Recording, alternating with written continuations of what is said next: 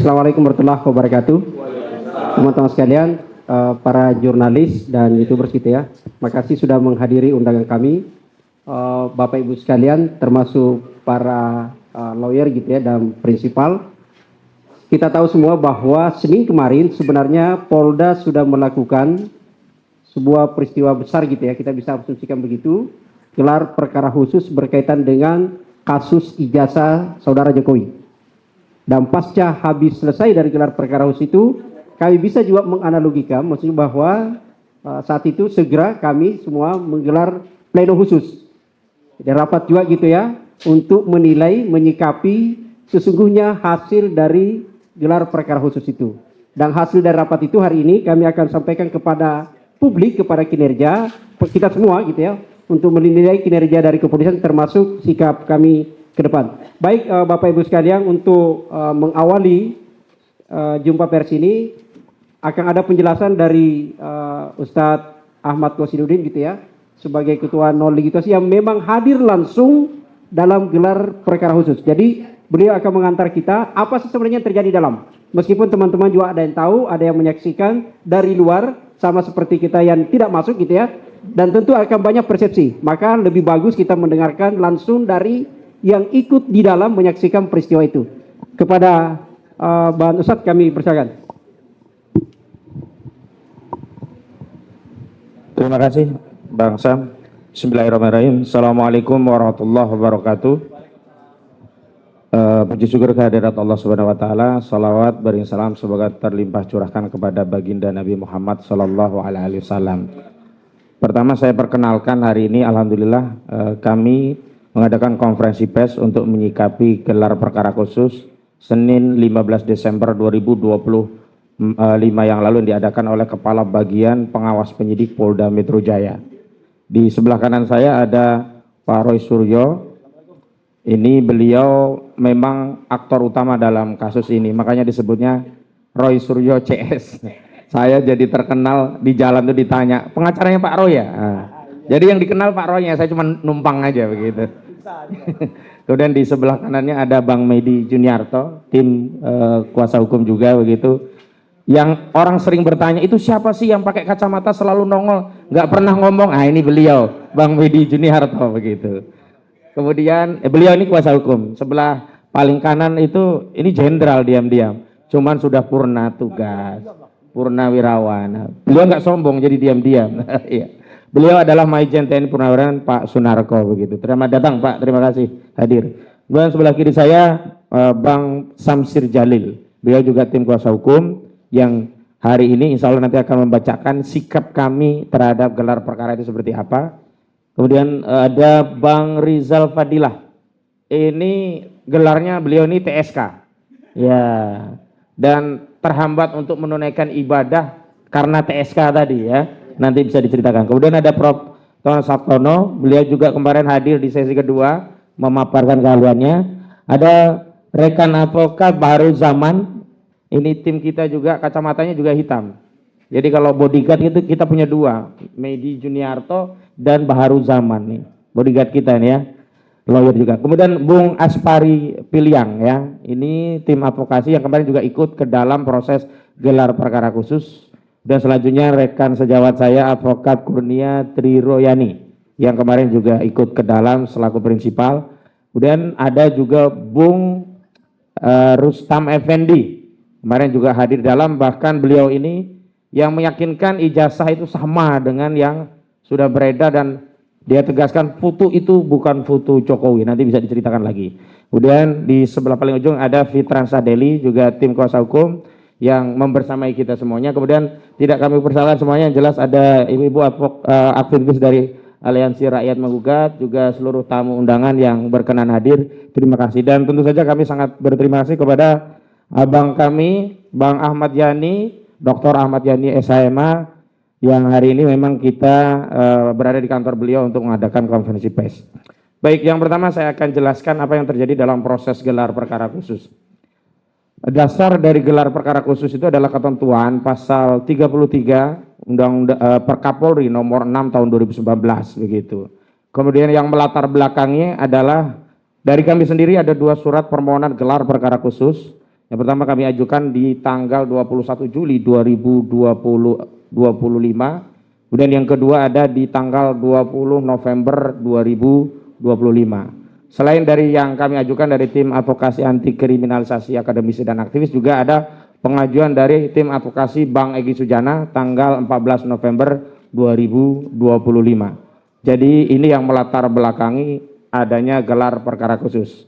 Kemudian kemarin pihak yang mengadakan gelar perkara khusus adalah Kepala Bagian Pengawas Penyidik atau Kabak-Wasidik yang saat ini dijabat oleh Bapak AKBP Mihardi Mirwan. Kemarin beliau yang mengantarkan acara dan gelar perkara khusus dipimpin langsung oleh Direktur Reserse Kriminal Umum Polda Metro Jaya bersama Pak Wadir.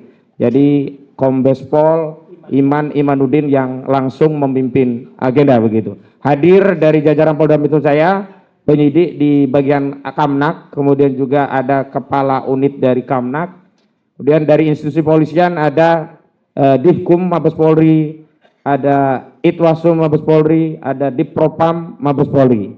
Kemudian mitra yang diundang ada Komnas Perempuan, sayangnya tidak hadir, Komnas HAM, sayangnya tidak hadir, dan kemudian ada dari Ombudsman hadir untuk dimintai pandangannya dalam proses gelar perkara khusus. Kemudian dari Pendumas, dari kami, hadir yang pertama adalah prinsipal dan kuasa hukum dari tim advokasi anti kriminalisasi akademisi dan aktivis, termasuk Pak Roy Suryo, Bu Kurnia, Bang Rustam, kemudian Bang Rizal Fadilah hadir, dan kami mau mendampingi ya, masing-masing itu didamping oleh 2 orang advokat. Kemudian dari Terdumas hadir beberapa pelapor yang dulu melaporkan klien kami. Yang pertama Lecumanan yang didampingi oleh 2 orang, Ade Darmawan dan Boy Randikanu. Namun di sesi kedua pendampingnya ternyata tidak ada legal standing sehingga diminta untuk keluar dari ruangan begitu. Kemudian ada pelapor yakni Joko Widodo yang ternyata kalau untuk urusan hukum nggak mau datang dia. Tapi kalau urusan diskusi media diundang Kompas, datang walaupun sejam, ngomong ngecapruk ya tentang AI dan sebagainya begitu. Tapi untuk urusan yang dia sendiri melaporkan klien kami gitu, dia tidak pernah hadir. Dan ini sekali lagi membuktikan memang tidak ada sisi kenegarawanan yang ada pada saudara Joko Widodo begitu. Dan kuasa hukum yang mendampingi setidaknya ada 4 yang mendampingi kuasa hukum dari saudara Joko Widodo. Jadi nggak fair juga begitu ya, kalau dari Joko Widodo 1 orang didampingi 4, sementara dari kami 1 orang hanya maksimum 2 kuasa hukum begitu. Kemudian ada namanya Andi Kurniawan selaku pelapor. Kemudian ada juga pelapor lainnya namanya Maret Samuel Sweken. Itu juga hadir sebagai terlapor Dumas kalau dalam konteks gelar perkara khusus. Dalam konteks kasus ijazah palsu ini dia sebagai pelapor. Jadi untuk diketahui ada 4 laporan yang dikonsolidasi oleh Polda Metro Jaya. Yang pertama dari Lecumanan, kemudian yang kedua dari saudara Joko Widodo, yang ketiga dari Andi Kurniawan, dan yang keempat dari Maret Samuel Sweken gitu. Udah memang ada orang yang tidak jelas legal standingnya tapi sering ngikuti kasus ini, bahkan seolah-olah dialah yang punya perkara, ya ini saudara Andi Azwan dari Coman. Nah saat itu memang saya persoalkan dan kepala bagian ya dari pengawas penyidik kemudian juga mempersoalkan, dan akhirnya saudara Andi Azwan meninggalkan ruangan. Kalau bahasa anak sekarang ya diusir keluar gitu. Tapi mereka selalu klarifikasi, kami tidak keluar, ya kami keluar dari ruangan dengan baik. Iya, kalau bahasa di dalam forum resmi kan nggak mungkin, keluar lu kan nggak mungkin begitu gitu. Tapi yang jelas kita persoalkan legal standingnya dan akhirnya keluar dari ruangan. Dan sorenya ternyata ada di sesi kedua juga 2 orang lagi yang dikeluarkan dari ruangan. Baik, itu dari sisi pihak-pihak yang hadir begitu. Adapun secara substansi, pertama dibuka oleh AKBP Mihardi Mirwan dan menjelaskan susunan acara dalam proses gelar perkara khusus. Ada pembukaan, ada sambutan dari pimpinan gelar perkara khusus yakni Kombes Pol Iman Imanuddin. Kemudian dilanjutkan paparan dari penyidik tentang deskripsi kasus, dan ini yang kami juga, selamat datang Bang Ahmad Yani, kami persilahkan untuk menempatkan diri. Kalau masih ada yang di depan saling geser mungkin. Nah.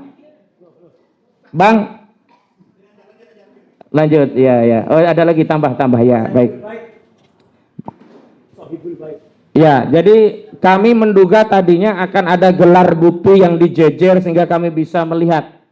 Ya, tetapi ternyata tidak, hampir sama repetisi apa yang terjadi di Baris Krim Mabes Polri, ya ini hanya mendeskripsikan kasus dan apa saja yang sudah dilakukan oleh penyidik. Dan dalam kesempatan itulah Pak Roy yang kemarin konferensi pers menyatakan ternyata pasal-pasal yang sebelum ini dibantah oleh Joko Widodo tidak dilaporkan, dari LP yang diterima oleh saudara Joko Widodo terbukti bahwa seluruh pasal itu memang diketahui dan dikehendaki oleh saudara Joko Widodo karena dia taken juga di bukti LP-nya begitu ya. Nah, apa saja pasal-pasalnya? Jadi ada dua klaster pertama dan klaster kedua. Klaster pertama ini pihak-pihak yang dijadikan tersangka, ada Egy Sujana, ada Kurniati Nurayani, ada Rizal Fadilah, ada Rustam Effendi, ada Damai Hari Lubis. Klaster kalau kami sebut ini klaster aktivis, ada 5 orang. Nah, ini pasalnya ada beberapa pasal. Yang pertama 160 KUHP tentang penghasutan, kedua 28 ayat 2 Undang-Undang ITE tentang apa? Menyebarkan kebencian dan permusuhan. Kemudian yang ketiga ada beberapa pasal yang sebenarnya tidak layak dilaporkan oleh para pelapor yang bukan pemilik ijazah karena delik aduan. Apa itu? Yakni 310 KUHP, 311 KUHP, 27A Undang-Undang ITE yang ini delik aduan tentang pencemaran dan fitnah ternyata ikut masuk dalam pasal-pasal di klaster pertama yang dilaporkan bukan oleh saudara Joko Widodo. Ya. Dia dikumulasi semuanya dikenakan pasal fitnah, tapi untuk klaster pertama yang membedakan spesial untuk klaster pertama adalah 160 KUHP tentang penghasutan, 28 ayat 2 Undang-Undang ITE dan ya dua itu yang berbeda. Selebihnya sama ya 310, 311, 27A Undang-Undang ITE. Kemudian klaster yang kedua ada 3 orang yakni Pak Roy Suryo, Bung Rismon Sianipar dan Tifauzia Tiasuma. Ini pasalnya sama juga, ada 310 KUHP, 311 KUHP, ini tentang pencemaran dan fitnah, dan 27A Undang-Undang ITE. 27A Undang-Undang ITE itu menyerang kehormatan melalui sarana ITE. Ya hampir sama, ancamannya semuanya 4 tahun sama dengan 311. Ya kalau 310 kan cuma 9 bulan begitu. Kemudian yang kedua, pasal yang ini yang kita sebut selundupan dan ternyata ada di LP saudara Joko Widodo, yakni apa? Pasal 35 Undang-Undang ITE tentang manipulasi data elektronik yang ancaman pidananya 12 tahun penjara, dan pasal 32 Undang-Undang ITE yang disebut oleh Polda sebagai pasal editing terhadap dokumen elektronik tanpa izin pemiliknya begitu. Nah, itu yang dijelaskan oleh penyidik. Kemudian penyidik memaparkan dalam bentuk slide, ya cuma 1 atau 2 slide ya. Kadang-kadang di zoom, kadang-kadang di slide-nya itu diperbesar begitu. Setidaknya yang dijelaskan adalah tadi selain pelapor adalah jumlah bukti. Jumlah bukti sebenarnya juga sudah kita ketahui dari kepala apa ya, Biro Humas Polda Metro Jaya, Kabid Humas Polda Metro Jaya. Jadi sebagaimana kita ketahui ada sekitar 700-an bukti, 130-an saksi, 22 lebih ya, 22 atau 24 ahli. Nah itu saja. Memang di dalam paparan diketahui ada ahli apa saja. Ada ahli bahasa, ahli pidana, ahli ITE, ahli sosiologi, dan seterusnya begitu. Kemudian dijelaskan pula pasal-pasal yang tadi saya sudah sebutkan, dan setelah sesi pemaparan itu baru masuk sesi apa yang menjadi keluhan dari tim kami yang melakukan Dumas atau pendumas. Memang ada beberapa yang menyampaikan di sesi pertama perwakilan Bang Egy dan perwakilan dari tim advokasi anti kriminalisasi akademisi dan aktivis. Dari kami yang mengajukan evaluasi kritik terhadap gelar perkara khusus itu ada saya, ada Bung Gafur Sangaji, ada Bang Petrus Celestinus, kemudian 3 prinsipal juga mengajukan, yakni ada Bang Rustam Effendi, Bang Rizal Fadilah, dan Bu Kurnia. Terakhir juga Bu Untung Susiasih juga ikut menyampaikan pandangan. Apa yang kami sampaikan dalam proses itu? Jadi begini ya, gelar perkara khusus itu adalah mekanisme untuk mengevaluasi kinerja penyidik dalam proses penyelidikan dan penyidikan. Evaluasi ini bersifat internal, karena itu nanti produk akhirnya adalah rekomendasi. Mirip dengan pra-peradilan. Kalau pra-peradilan itu mengevaluasi kinerja penyidik dari eksternal melalui lembaga peradilan, mekanismenya adalah pra-peradilan. Yang bentuk evaluasi itu adalah apakah penetapan tersangka itu dianggap sah atau justru tidak sah. Jika sah berarti penyidikan bisa berlanjut, jika tidak sah maka putusan hakim pra-peradilan bersifat final and binding, wajib dilaksanakan oleh penyidik sehingga perkara harus dihentikan. Adapun kalau gelar perkara khusus, hasil akhirnya adalah rekomendasi.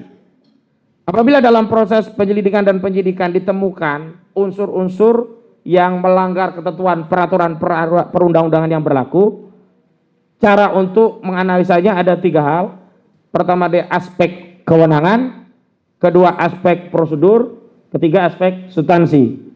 Aspek kewenangan, apakah penyelidikan dan penyidikan dilakukan oleh penyidik sudah sesuai dengan kewenangannya atau dilakukan secara sewenang-wenang, abuse of power.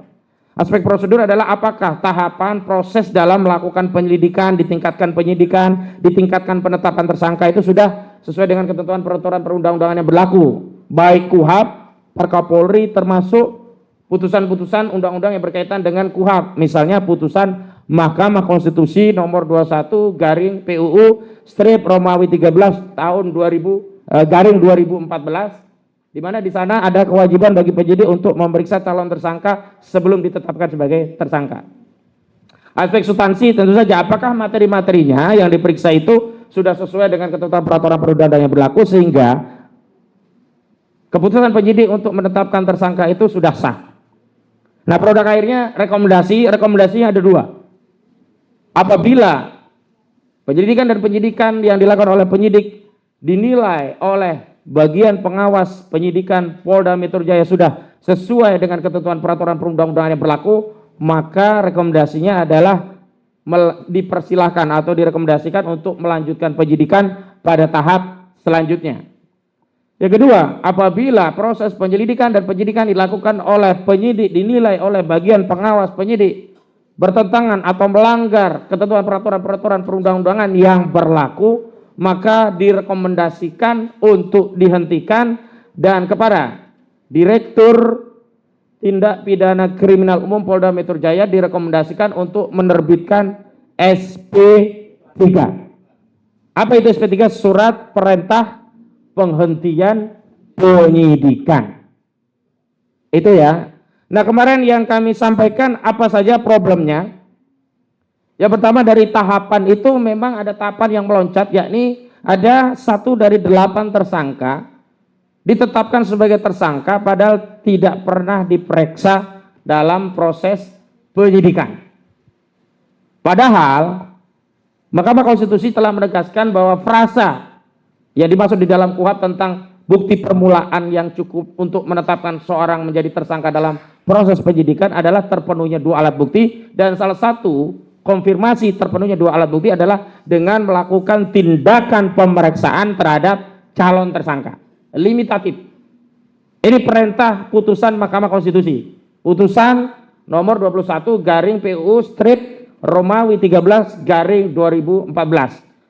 Kalau nggak salah diputus di 18 April 2015. Jadi masuk 2014, divonis 2015. Dan ini berimplikasi tidak hanya kepada seorang tersangka tapi keseluruhan, karena paket penyelidikan dan penyidikan disatukan dalam satu berkas. Pemberitahuan pengumuman tersangka diberikan kepada kami, klien kami ini juga dalam satu kesatuan. Tidak Pak Roy dikirimi sendiri, Bu Kurnia sendiri, nama sendiri, enggak, tetapi 8 nama ini semuanya dalam satu paket proses penyelidikan penyidikan yang dilakukan oleh penyidik. Memang paket ini kemudian oleh penyidik dibuat 2 klaster. Silakan rekan sejawat. Ini Bang Abdul Ghafur Sangaji ya. Saya lanjutkan. Yang kedua, klaster apa yang kami sebut sebagai akademisi. Ya, klaster pertama kami sebut aktivis, klaster kedua disebut akademisi, begitu. Selanjutnya kami juga sudah sampaikan kritik soal bagaimana ada 3 orang yang ditetapkan tersangka padahal substansi pemeriksaannya belum masuk kepada perkara atau pokok-pokok peristiwa apa yang dipersoalkan oleh penyidik sehingga ketiga orang ini naik menjadi tersangka. Siapa saja? Pertama, Kurnia Triroyani, kedua, Rizal Fadila, ketiga, Roy Suryo. Apa problemnya? Kurnia Triroyani dan Rizal Fadila pada tingkat penyidikan sebelum diperiksa dan diambil keterangan itu sempat menanyakan ijazah aslinya mana atau ijazah yang disebut asli, tapi tidak diberikan oleh penyidik dan akhirnya tidak dilakukan pemeriksaan dari substansi perkara. Kenapa? Karena setiap pertanyaan dalam berita acara pemeriksaan yang tebal itu hanya dijawab, saya baru akan menjawabnya setelah ditunjukkan kepada saya ijazah Joko Widodo. Artinya belum masuk materi pokok perkara pada pemeriksaan BAP Kurnia Triroyani dan Rizal Fadila. Sementara terhadap Roy Suryo, karena panggilan limitatif pada satu peristiwa tertentu dan di tempat tertentu, ketika persoalan yang dipertanyakan justru keluar dari surat panggilan, peristiwa-peristiwa yang tidak relevan, tidak berkenaan, bahkan tidak sesuai dengan kapasitas seorang Roy Suryo karena tidak hadir dalam setiap video yang ditunjukkan. Karena saksi di dalam KUHP itu diatur adalah orang yang melihat, mendengar, dan mengalami suatu peristiwa dan bisa menerangkan alasan kenapa ada dalam peristiwa itu. Dan karena semua yang peristiwa disodorkan Pak Roy Suryo saat itu tidak ada dalam peristiwa, jadi juga semuanya ditolak. Artinya juga belum sampai pada substansi materi pemeriksaan. Jadi kalau Egy Sujana itu secara formil dan material belum diperiksa sama sekali, Kurnia Triroyani, Rizal Fadila, dan Roy Suryo itu secara material belum masuk pada pokok pemeriksaan. Kemudian kami juga kemarin sampaikan kritik terkait adanya sejumlah tersangka yang profesinya sebagai advokat. Ada 3. Inisialnya DHL, ES, termasuk ya KTR ya. 3-tiganya advokat dan saat itu sedang menjalankan fungsi profesi sebagai advokat. Dan sesuai dengan ketentuan Undang-Undang Nomor 18 Tahun 2003 tentang advokat khususnya pasal 5 ditegaskan 3 hal. Pertama, advokat itu adalah penegak hukum sama dengan polisi, jaksa, juga hakim. Yang kedua, ada imunitas advokat dalam menjalankan profesi, di mana ditegaskan bahwa seorang advokat dalam menjalankan pekerjaannya untuk membela kliennya dengan itikat baik tidak boleh ya diperkarakan baik secara pidana maupun perdata. Dan yang ketiga, itikat baik dalam menjalankan perkara itu yang menjadi dasar bahwa advokat tadi memiliki imunitas. Dan itu yang kemudian belum pernah dilakukan klarifikasi kepada organisasi advokat tempat bernaung ketiga orang ini. Karena di setiap organisasi advokat itu ada namanya Dewan Kehormatan Advokat. Yang dimana Dewan Kehormatan tadi ketika penyidik hendak memanggil seorang advokat maka dia harus bertanya kepada organisasi advokat dan nanti meminta kepada organisasi tadi untuk menjelaskan apakah peristiwa yang hendak ditanyakan kepada advokat ini adalah bagian dari tugas dan tanggung jawab profesi advokat atau di luar kompetensi atau tugas dan tanggung jawab profesi. Maka Dewan Kehormatan Advokat dari organisasi advokat akan menjawab surat dari polisi dengan 2 jawaban. Yang pertama, apabila Dewan Kehormatan Advokat menjelaskan bahwa peristiwa yang hendak ditanyakan kepada advokat itu tidak dan bukan bagian dari tugas profesi seorang advokat, maka Dewan Kehormatan Advokat memberikan rekomendasi mempersilahkan penyidik untuk memanggil advokat yang bersangkutan. Yang kedua, apabila Dewan Kehormatan Advokat menjelaskan bahwa peristiwa ditanyakan adalah masuk dan terkategori tindakan-tindakan hukum yang dilakukan oleh seorang advokat dalam menjalankan profesinya, maka polisi tidak boleh memeriksa, tapi dipersilahkan mengajukan pengaduan dari siapa yang dirugikan oleh tindakan advokat dan akan diproses di Dewan Kode Etik Advokat. Jadi seperti itu. Dan ini konfirmasi ini diadakan atau tidak, setidaknya adalah ada dokumen dari polisi yang menanyakan itu kepada organisasi advokat. Itu hal-hal yang kemarin menjadi persoalan yang kita perdebatkan yang memang tidak mendapatkan jawaban karena sesi tanggapan itu hanya internal mereka. Kemudian dari kubu Joko Widodo dan seterusnya. Nah, memang ada satu sesi yang menarik. Jadi sesi di mana akhirnya kami meminta bukti itu menurut Budi Ari Setiaji, dia ditunjukkan bukti itu di rumah Joko Widodo pada sekitar bulan Juli ya kalau nggak salah ya. Oh, Oktober. Jumat 24 Oktober. Ya, Jumat 24 ya. Oh, 25 atau 24 itu? Oh, berarti 24-nya nanti ditipu ya. Dia menyatakan sudah ditunjukkan dan asli. Sementara pada tanggal 23 Julinya itu, hari Rabu 23 Juli, barang itu disita oleh penyidik Polda Metro Jaya saat melakukan pemeriksaan lanjutan kepada Saudara Joko Widodo di Solo. Karena Saudara Joko Widodo mengaku sakit dan tidak bisa ke Jakarta, maka polisi yang ngalah ke Solo. Tapi sakitnya Saudara Joko Widodo itu unik. Untuk ke Jakarta, keluar kota untuk memenuhi panggilan penyidik dalam rangka pro justisia tidak bisa. Tapi kalau nggak salah Kongres PSI itu di Jogja ya? Enggak, di Solo. Oh ya, Kongres PSI keluar untuk memberikan orasi begitu. Jadi sakitnya unik ini ya. Sakitnya kalau ketemu polisi itu nggak bisa. Tapi kalau untuk kongres, ke Kompas TV, wawancara media sehat. Tapi yang nggak sehat juga sih bisa kita lihat gitu ya. Jadi itu yang terjadi. Makanya kami meminta untuk memastikan apakah benar barang bukti itu ada, apakah benar barang bukti itu sudah disita.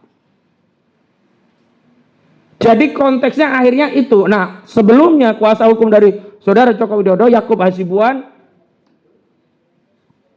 berkeberatan dan minta agar jangan ditunjukkan barang bukti itu kecuali nanti saja di pengadilan. Itu.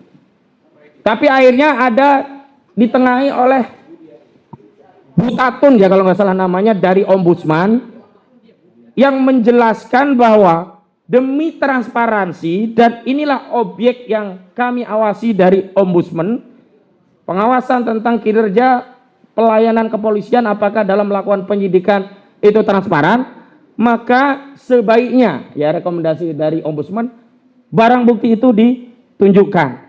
Penunjukan barang bukti itu tidak dalam konteks untuk mendeskripsikan atau menyimpulkan asli atau palsu, tidak. Tapi hanya untuk membuktikan barang bukti itu sudah disita oleh penyidik. Akhirnya dalam situasi yang dramatis ya Bu Kurnia, kita semua dramatis, kita bertanya-tanya kira-kira barangnya apa sih kok diumpetin terus gitu loh. Iya, akhirnya ada proses pengabadian, buka segel.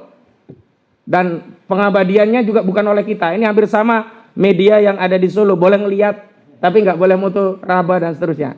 Dibuka oleh penyidik, kita hanya diperlihatkan. Dan dalam konteks diperlihatkan itu, kita hanya membenarkan bahwa barang bukti itu ada dan disita. Itu saja. Jadi tidak dalam konteks apakah itu asli atau palsu. Karena selama ini di beberapa media kubu Joko Widodo memframing. Oh, udah selesai mereka, udah skakmat, buktinya asli, mereka nggak bisa ngomong-ngomong. Putusan asli atau tidak itu nanti di pengadilan. Bahwa kubu Jokowi tetap yakin itu asli, biarkan saja. Dan kubu Pak Roy Suryo justru makin meyakini itu palsu juga. Kenapa? Karena saya sendiri begitu melihat, ya tadinya saya overestimate. Saya pikir ada barang yang baru begitu ya. Misalkan fotonya itu foto Maradona gitu ya. Fotonya siapa? Ternyata ijazah itu ya sama dengan yang diupload Dian Sandi. Ada foto seorang laki-laki berkumis tipis, manis gitu ya. Dengan bibir tertentu, ya dengan mata tertentu. Yang sama yang selama ini sudah kita lihat. Yang menurut Bang Rustam Effendi, itu bukan foto Jokowi. Nah, nanti dijelaskan. Iya kan? Berarti saya makin yakin itu palsu. Bang Rustam kemarin. Ya, nanti dijelaskan Bang Rustam ya. Jadi sekali lagi, tidak ada yang punya kesimpulan, punya basis hukum untuk menyimpulkan itu asli. Kenapa? Pertama, forum menggelar perkara khusus bukanlah forum pembuktian. Kedua, forum menggelar perkara khusus tidak berwenang untuk menentukan asli atau tidak. Ketiga, klaim-klaim asli itu hanya dari kubu Saudara Joko Widodo. Itu ya. Nah, setelah itu fase sesi pertama selesai, sesi kedua sebenarnya juga sama, merepetisi, cuman penyampainya beda. Kalau sebelumnya dari 3, ada Pak Rizal Fadila, Bu Kurnia juga Pak Rustam, ada Pak Roy, ada Pak Rismon, ada Tifauzia Tiasuma. Kemudian ada 2 ahli yang seharusnya Prof. Tono ya ikut hadir untuk kedua memaparkan. Oh 3 ahli bahkan. Kemudian ada yang kedua Dr. Ridho Rahmadi ya, dan Pak Didit. Nanti Pak Roy bisa menceritakan. Nah, intinya apa? Intinya kami ingin sampaikan kepada seluruh rakyat Indonesia bahwa gelar perkara khusus itu bukan forum untuk menyatakan ijazah Jokowi itu asli. Gelar perkara khusus itu hanya bagian tahapan sebelum penyidikan. Kubu Joko Widodo meyakini ijazah itu asli. Sebelum gelar pun memang begitu loh. Sementara kubu Roy Suryo tetap dalam kesimpulan hasil penelitian sebelumnya bahwa ijazah yang disita tersebut nanti adalah 99,9% palsu begitu. Jadi kalau mau fair bagaimana? Ya sudah ditengahi. Objek itu dikeluarkan, diperiksa bareng-bareng, diuji bareng-bareng dengan mekanisme yang disepakati bareng-bareng, dengan metode yang disepakati bareng-bareng. Kesimpulan apapun para pihak harus tunduk. Itu baru fair. Nggak boleh polisi meriksa sendiri di ruang tertutup, ruang gelap. Sementara Pak Roy ini dituduh melakukan fitnah dan pencemaran karena objeknya bukan yang dipegang Jokowi, bukan yang dimiliki oleh penyidik, tinggal satu langkah saja kan? Ya sudah, beri akses kepada klien kami, Pak Roy Suryo, Pak Rismon dan yang lainnya untuk menguji. Ini yang akan menutup perbedaan pandangan, klaim yang berbeda. Tapi sepanjang itu belum dilakukan, maka jangan salahkan atau Pak Roy Suryo tetap saja dalam kesimpulan 99,9% palsu. Apa yang melatar belakangi? Ya karena objek yang kami lihat bareng-bareng, saya juga melihat, itu ya ijazah yang fotonya yang selama ini beredar. Yang ada di Dian Sandi, yang ada di KPU, yang ada di KPUD, yang sudah susah payah akhirnya dikeluarkan oleh otoritas penyelenggara pemilu itu. Nah karena itu yang terakhir kami nanti ingin membacakan sikap resmi kami terhadap proses gelar perkara khusus. Namun sebelum pembacaan itu kami punya kesimpulan proses penyidikan ini cacat prosedur. Nggak mungkin ada orang ditetapkan tersangka belum diperiksa sebagai calon tersangka. Terlepas alasannya saat itu sakit, itu hal yang lain. Yang jelas belum diperiksa. Jadi nggak boleh, oh kan yang penting udah dipanggil. Enggak. Putusan Mahkamah Konstitusi itu menyatakan harus diperiksa, bukan cuma dipanggil. Karena itu rekomendasi yang kita tuntut dari proses gelar perkara khusus adalah rekomendasi penghentian penyidikan, rekomendasi kepada kepolisian agar bisa menerbitkan SP3. Demikian pengantar dari saya kembalikan kepada Bang Sam. Terima kasih Bang Sam. Ya, makasih. Sebelum ke Mas Roy, saya mencatat. Tidak apa-apa, itu barang bukti. Baik, saya mencatat betul ya, ada 4 yang unik-unik dalam selama gelar perkara, di mana pertama ini kan yang membahas berkaitan soal, jadi kalau ada ijazah palsu, ternyata ada peserta palsu. Oh iya. Ya kan? Saya ulangi, jadi kalau ada ijazah palsu, ada peserta palsu. Oke, sampai kemudian harus dikeluarkan. Yang kedua, kalau ada ijazah palsu, ada pelapor palsu. Karena ternyata kita cek yang melapor itu bukan anaknya Jokowi, bukan ponakannya, bukan anak adopsinya Jokowi, tapi saya tidak tahu posisinya apa. Jadi itu yang ketiga gitu ya. Yang keempat ini adalah, ada yang menarik. Ini ketahuan juga nih ternyata. Jadi ada tadi peserta pelapor palsu gitu ya. Lalu kemudian ada pelapor palsu. Ternyata ada yang ketahuan. Bertambah bohongnya. Karena ternyata ketahuan justru dulu menyebut yang dilaporkan itu peristiwa. Ternyata begitu LP-nya dibuka, lah dia melaporkan nama pasalnya langsung. Jadi ini ada ketahuan gitu ya. Ini yang menarik. Terakhir yang saya catat adalah berkaitan soal banyak barang bukti ini seperti dengan adigium. Banyak tapi sedikit. Selesai tapi belum. Ada banyak barang bukti, lebih 700, tapi tidak semua dibuka. Bahkan ada pembanding yang tidak dibuka. Jadi masih samar-samar. Silakan ke Mas Roy untuk menjelaskan lebih detail lagi. Silakan. Sebentar ya Mas Sore, saya tambahkan. Baik, selain ijazah Joko Widodo, itu juga ada 13 ijazah pembanding yang konon disebut dari UGM. Maksudnya ijazah UGM. Tapi ijazah itu tidak pernah dibuka, sehingga walaupun kita melototi bolak-balik, ya barang itu cuma satu, nggak bisa kita bandingkan dengan yang katanya identik itu yang mana begitu. Nanti Mas Sore bisa tambahkan. Silakan Mas Sore. Bismillahirrahmanirrahim. Assalamualaikum warahmatullahi wabarakatuh. Salam sejahtera untuk kita semuanya. Om Swastiastu, Namo Buddhaya. Baik, rekan-rekan sekalian, saya insya Allah tidak akan terlalu banyak mengulangi apa yang tadi sudah disampaikan oleh Pak Ustadz Kosinudin, ya, selaku Ketua Tim Non Litigasi. Bersama juga saya, karena Pak Petrus lagi ada di luar kota kayaknya. Jadi saya sudah sampaikan kemarin ketika ketemu pada saat rapat, saya besok izin untuk paparkan apa yang akan saya ceritakan. Jadi gelar perkara yang kemarin, gelar perkara khusus yang 3 hari yang lalu dilakukan pada hari Senin tanggal 15 Desember 2025, pada intinya tetap kita melakukan atau mengucapkan apresiasi atau terima kasih. Karena itu terjadi karena surat permohonan dari kita, salah satunya dari tim advokasi anti kriminalisasi akademisi dan aktivis TKA, ya. Dan juga satunya permintaan dari tim kuasa hukumnya Bang ES Egy Sujana. Jadi kalau ada kemudian statement-statement di luar mengatakan, oh itu terjadi bukan karena permintaan kita, tidak. Jelas itu permintaan kita. Dan berlangsung dengan sangat tertib. Kenapa saya bilang tertib? Karena orang-orang yang tidak punya legal standing, sebenarnya sudah diminta keluar. Dengan kata yang lebih halus, diusir. Oh iya ya, kebalik ya. Pada sesi 1, yang termasuk diusir adalah orang yang terkenal banget sekarang, sering banget bohong, namanya Andi Aswan. Ya. Dan dia secara, aduh ini saya lucu ya, pada acara Rakyat Bersuara, dia ngaku, saya dengar semua, karena saya ada di samping, di lorong itu. Nah, saya bilang itu namanya nguping, tidak sah itu namanya.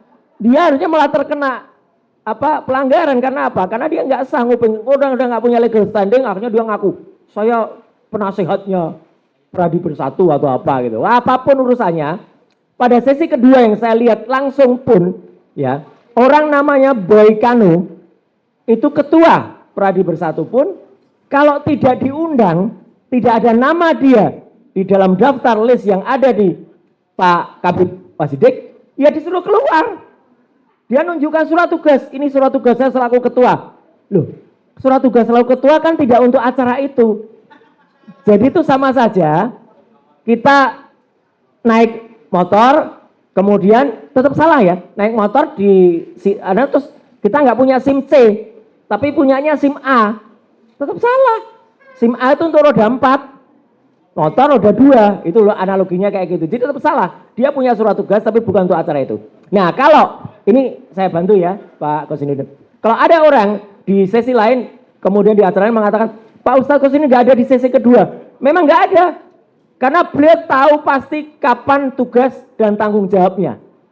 Di sesi kedua, itu memang beliau menugaskan beberapa orang lain, termasuk Mas Gafur, Pak Azam, ada. Jadi kita itu tahu supaya apa? Supaya kita sama-sama tahu. Jadi nggak hanya satu orang yang ngerti semuanya. Itu yang terjadi. Bukan kemudian orang itu harus ada. Saya pun kalau ditanya ya saya nggak ada di sesi pertama. Karena saya memang tidak terdaftar di sesi pertama. Tapi saya ikut di sesi kedua. Jadi itu supaya jelas ya. Makanya kalau kemarin juga ada di selain Rakyat Bersuara ada juga orang lain yang nggak punya legal standing, nggak punya kaitan apapun dengan peristiwa, datang juga di acara yang lain di head to head. Namanya Freddy Damanik. Nah nanti ada kebohongan Freddy Damanik yang lain nanti kita ceritakan. Ya. Tapi gini, saya kembali ke topik.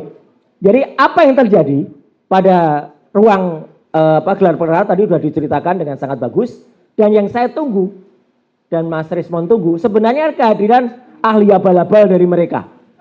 Karena dulu pada saat gelar perkara di Mabes Polri, dia datang. Meskipun juga dia datang katanya ahli IT tapi hanya ahli sastra. Karena hanya bisa ngomong tanpa menjelaskan apapun. Lah kemarin malah nggak datang sama sekali. Orang namanya Joshua Sinambela atau Roni Teguh. Yang saya dengar dialah yang dipakai oleh Polda Metro Jaya untuk kemudian menersangkakan atau diambil keahliannya, diambil statementnya untuk kemudian menerapkan di pasal-pasal termasuk 32 dan 35 ITE. Nah, apa yang terjadi kemarin itu sebenarnya tidak jauh beda dengan gambar ini. Karena kami nggak boleh motret di dalam, maka saya pakai gambar ini.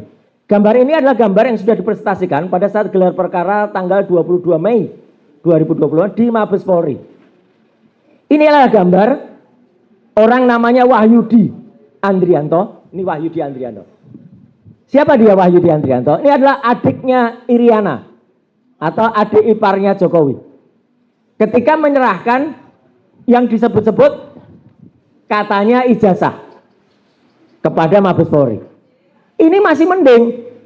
Yang diserahkan tuh bisa megang, bisa ngamati, bisa nyentuh, bisa meraba. Kami kemarin sama sekali hanya diperlihatkan dan dipegangi. Kemudian baru ketika saya mau mendekat gini ada teriakan, jangan dekat-dekat gitu.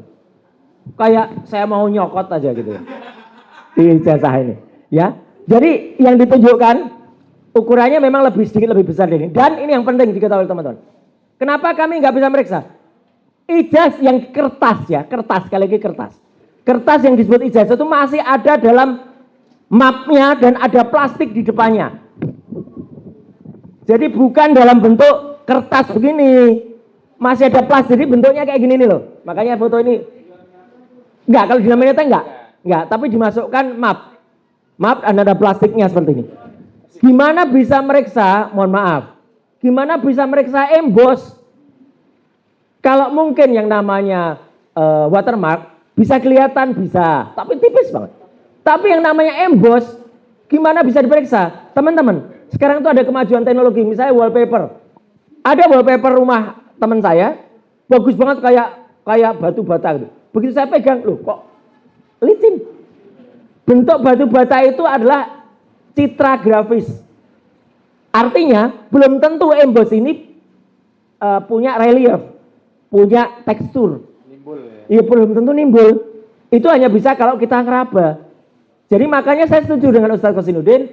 Kami kemarin tuh tidak bisa memeriksa. Nanti Prof. Tono Saksono akan menjelaskan bagaimana cara memeriksa yang benar. Ya. Artinya apa? Yang kita lihat tuh seperti ini, seperti. Dan saya langsung begitu lihat, saya tidak langsung kemudian harus mikir enggak. Langsung saya dalam hati dan juga saya bunyikan kecil kepada Mas Rismon dekat saya, palsu. Kenapa saya bisa memastikan itu palsu? Fotonya sangat kontras seperti ini. Teman-teman semua, foto ini, ijazah ini kan seolah-olah yang dikatakan dicetak tahun 1985. Saya tantang sekarang teman-teman semua. Coba kita cari foto kita di rumah yang usianya sudah 40 tahun. Bentuknya kayak apa? Tidak akan ada yang kontras kayak gini. Kalau, nah ini saya ingin menunjukkan kalau saya suami yang sayang ke istri ya. Gitu. Apa ciri khas suami sayang ke istri? Di dalam dompetnya ada foto istri. Nah. Ini aja sudah kabur. Maaf, kecil banget ya. Ini aja udah kabur, padahal ini tahun 90-an foto ini. Ini juga, ini tahun 90-an aja fotonya sudah kayak gini. Jadi artinya, kenapa ini terjadi? Bapak dan Ibu semuanya, teman-teman media, saya terpaksa harus ngaku. Saya selain hobi komputer, awalnya saya itu tukang potret. Bukan hanya tukang potret, tukang cetak foto. Jadi dulu di rumah saya yang lama, di Pakualaman, saya memiliki laboratorium fotografi, laboratorium cuci cetak.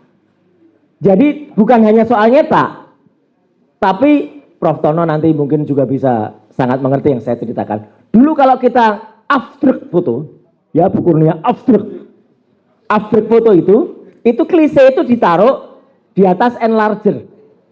Dari enlarger, kertas fotonya nggak bisa langsung dibuka, buka langsung gosong dia. Ada kamar namanya dark room, kamar gelap, disinari dengan lampu merah. Kenapa merah? Karena intensitasnya dia nggak akan rusak kertas itu. Ini detail saya ceritakan. Kemudian kertas foto setelah disinari, dia dimasukkan developer, pengembang. Setelah itu pakai kayak sendok tapi sendoknya kayu, dia diputar-putar supaya dia ngefix, namanya fixer. Setelah itu digantung, pelan-pelan baru keluar citra gambarnya. Itu murni, purely chemis, sangat kimiawi. Usianya tidak lama, biasanya di atas 10-20 tahun. Setelah itu memudar. Buktinya ada pada ijazahnya Mas Resmond. Resmond itu ijazahnya baru 23 tahun yang lalu, itu pun fotonya sudah hilang. Sudah jadi Rasman. Enggak, jadi Resmond ya gitu. Nah, ini bukti, maaf nih saya tunjukkan karena kemarin media banyak tanya, buktinya apa kalau Roy Suryo tuh dulu tukang potret? Nih. Ini kejadian 30 tahun yang lalu di Gedung Sabta Pesona. Tahun 1985. Jelek-jelek gini teman-teman semua, saya dulu juara 1 lomba foto nasional. Juara 1, juara 2-nya siapa? Namanya Mas Agus Surono. Mas Agus Surono adalah fotografernya Joko Widodo. Fotografer resmi istana. Jadi kalau nggak percaya silakan cek ke Mas Agus Surono. Kenapa beliau juara 2? Dan juara 1 diserahkan langsung oleh Menteri Pariwisata Postal waktu itu Pak Yub Ave. Ya, ini saya. Kalau di rumah kerjaan saya dari dulu kayak gini nih. Ya, 30 tahun yang lalu loh nih, 95. Jadi artinya dengan pengetahuan itu, insya Allah kita bisa memastikan. Jadi ini, Prof. Tono, ini adalah analisis bukan digital. Yang saya lakukan kemarin analisis visual, tetapi dengan pengetahuan analog. Kalau analog harusnya apa? Ya ijazah ini diuji dengan carbon dating namanya. Fotonya dicek, dites, jadi preparat dia diletakkan di mikroskop, dilihat teksturnya. Itu mohon maaf, itu pun yang saya lakukan terhadap ketika saya menganalisis foto mantan Presiden Abdurrahman Wahid. Ketika ada foto dengan seseorang waktu itu, ya. Itu saya lakukan begitu untuk memastikan analog, ya dengan analog. Kenapa kemarin nggak dilakukan? Lah ijazahnya aja disembunyikan sekian lama. Baru kemarin atas jasa ombudsman juga dan atas kebaikan, saya bilang nggak apa-apa lah, kebaikan lah Polda Metro dan atas permintaan kita semua, terutama yang ada di sesi 1, Mas Rustam, Bu Kurnia, Pak Rizal dan kawan-kawan ya, yang ada di sesi 1 itu akhirnya tuh keluar. Jadi kami ambil hikmahnya di sesi kedua. Cuman anehnya aja juga keluarnya juga baru terakhir jam 11. Harusnya kan dikeluarkan di awal, kalau mau fair diadarkan. Jadi selama sesi itu kita boleh lihat, boleh meriksa. Boleh ngucek-ngucek. Enggak lah, kalau ngucek-ngucek enggak lah. Jadi artinya apa? Ini kan aneh. Jadi kalau ada pertanyaan, Roy Suryo sudah lihat ada emboss, ada watermark? Tidak. Saya tidak melihat emboss, karena kalau emboss itu harus dipegang dan dia bergelombang. Saya hanya bisa melihat gambaran-gambar yang diolah seolah-olah itu emboss. Saya tidak boleh bohong. Ahli nggak boleh bohong. Saya nggak boleh mengatakan tidak ada. Tipis banget tapi itu saya tidak boleh memastikan itu emboss atau enggak. Karena itu hanya seolah-olah gambaran dari sebuah emboss. Dan foto sekali lagi, saya berani pastikan 99,9% palsu. Kalau ini dikatakan dicetak di tahun 85, tidak mungkin. Hasil foto kualitasnya seperti itu. Dan masih tetap ada ciri-ciri. Di mana ini adalah ada garis di pinggir, reprinting lagi, ada kayak cacat ini. Dan kenapa? Kalau mau fair, keluarkan dari plastiknya. Sehingga kita bisa lihat tebalnya seberapa kertas itu. Kertas itu yang saya nilai tipis. Padahal ijazah harusnya tidak tipis. Harusnya tebal. Jadi ini semua sekaligus membantah apa yang sudah dilakukan atau kebohongan, setidaknya kebohongan 2 kali yang dilakukan oleh orang yang pertama namanya Budi Ari, Judi Ari saya biasanya menyebutnya. Judi Ari, karena tadi sudah disebutkan tanggalnya ya. Rabu 23 Juli, konon itu disegel, ada segelnya kemarin. 24 penetapan penyegelan itu. Tapi pada hari Jumat 24 Oktober ya. Orang namanya Judi Ari keluar dari rumah di Sumber Solo mengatakan itu asli. Bapak lihat asli. Tidak hanya satu orang yang bilang gitu. Semalam ada pengakuan konyol juga dari orang namanya Freddy Damanik. Dan dia mengatakan, coba putar rekamannya. Tak putar rekamannya. Tak kasihkan host waktu itu Mbak Elvira. Cuman nggak ditayangkan oleh Mbak Elvira. Kenapa? Rekaman yang itu adalah dari TV lain. Nggak enak. Etikanya nggak boleh. Tapi Mbak Elvira mendengarkan, iya. Kenapa? Freddy Damanik bilang, saya bilang scan. Mana dia bilang scan? Di rekamannya jelas nggak ada kata-kata scan itu. Saya bersama Pak Abdul Ghafur semalam di CNN. Jadi dia tadinya bilang scan, setelah saya punya rekamannya, pucet dia. Ya, apalagi di skakmat oleh mahasiswi kemarin. Ada pertanyaan di skakmat juga oleh Mas Ghafur. Jadi kebohongan orang-orang ini jelas ada rekamannya ketika di sumber itu, di stasiun TV. Ada di Tribun, ada di Kompas, ada di mana. Saya memang semalam mencari yang CNN. Sayangnya dalam waktu yang sangat sempit, tengah-tengah acara nggak ketemu. Kalau ada, udah itu tayangkan di layar besar. Tapi yang jelas apa? Waktu itu mereka mengatakan melihat ijazahnya. Jokowi mempertunjukkan ijazahnya. Tanggal 24 Oktober. Padahal katanya itu sudah disita tanggal 23 Juli. Jadi yang ditunjukkan itu apa?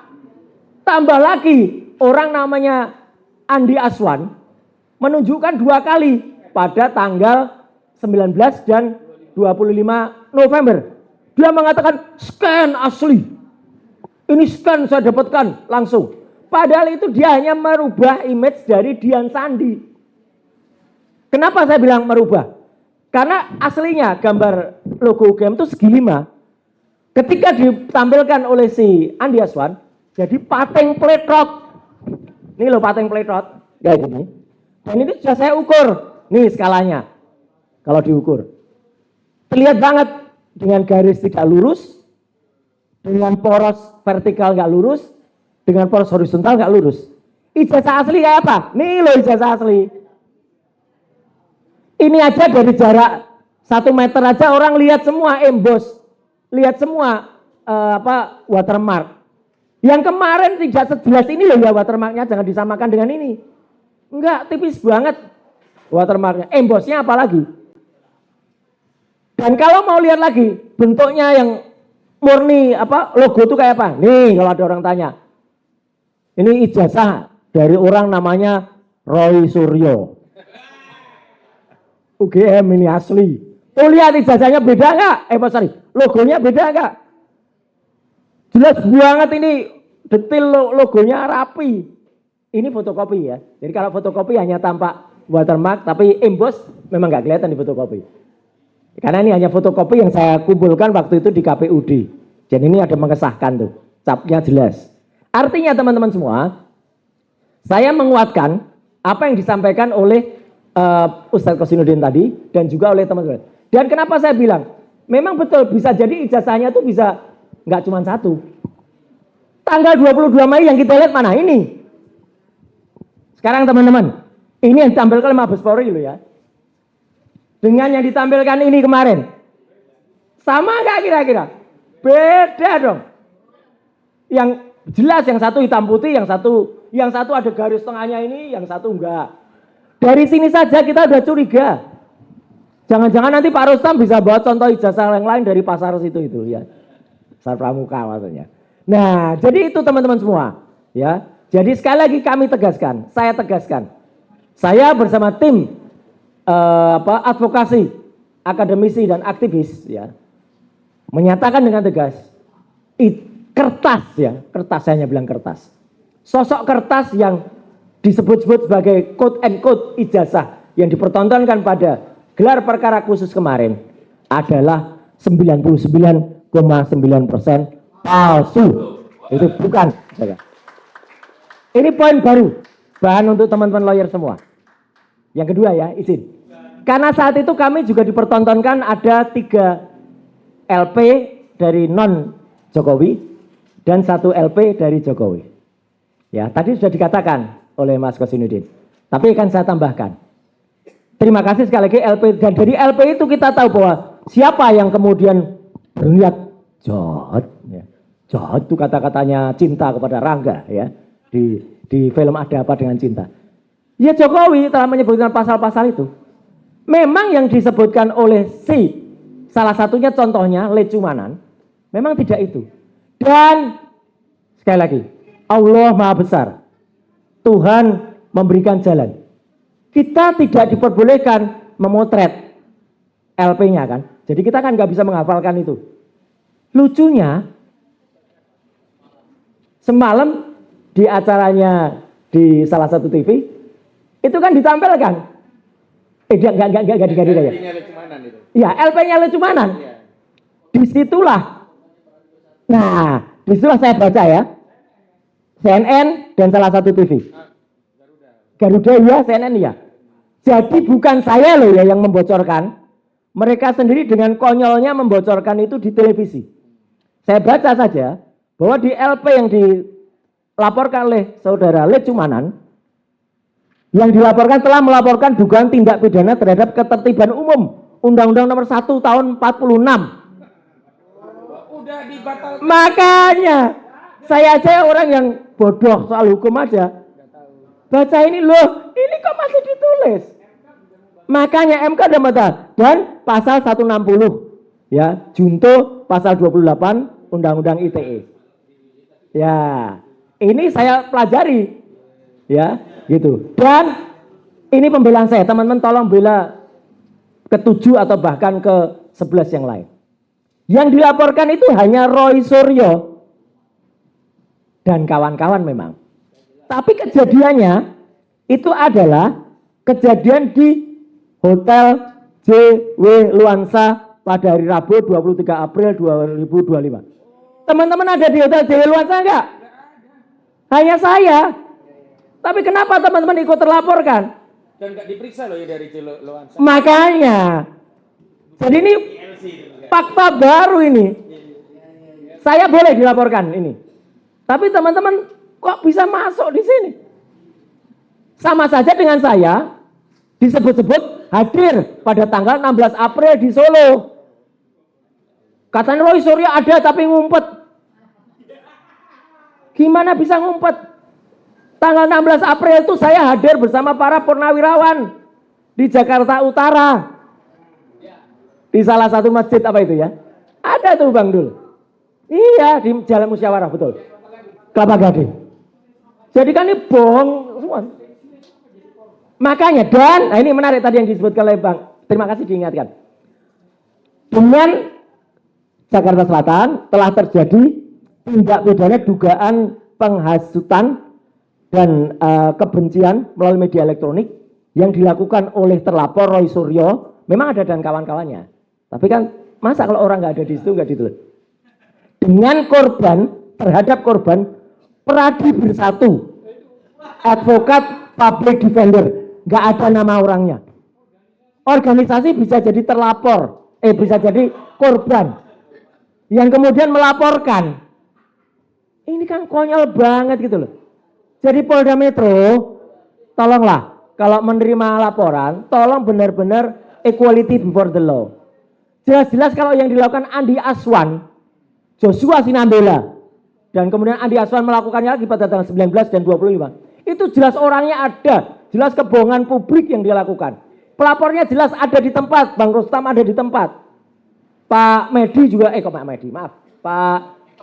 Bukan satunya yang lapor, satunya Beni Parama juga ada.